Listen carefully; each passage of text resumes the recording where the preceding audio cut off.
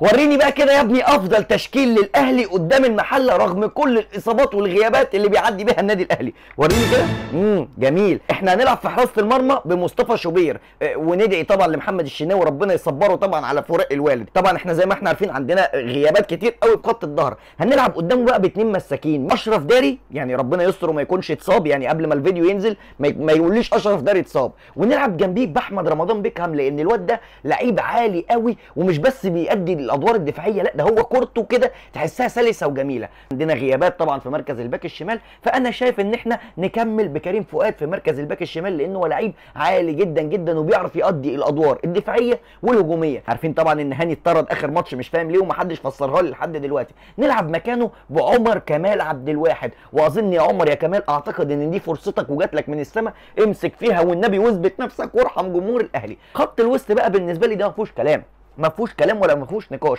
هنلعب بديانج وبن رمضان وقدامهم احمد السيد زيزو. واحد يقول لي امام عاشور ايه، اقول لك استنى بس على امام عاشور، سيبوه ياخد راحته عشان ما نتعجلش في العوده ويتصاب تاني بعد الشر ده. اما بقى بالنسبه للهجوم فانا احب قوي ان انا اشوف بن شرقي اساسي من اول الماتش زي الماتش اللي فات. في الناحيه الشمال دي يعيش فيها براحته خالص، والناحيه اليمين يعيش فيها محمود حسن تريزيجيه. وخد بالك تريزيجيه لما بيلعب ناحيه اليمين بيلعب جماعي اكتر. بس بقى بالنسبه للفرود المهاجم المخيف الصريح محمد شريف، بالنسبه لي ده افضل تشكيل للاهلي قدام المحل. اكتب لي رايك في الكومنتات في التشكيل ومين تحب يكون موجود ومين ما يبقاش موجود.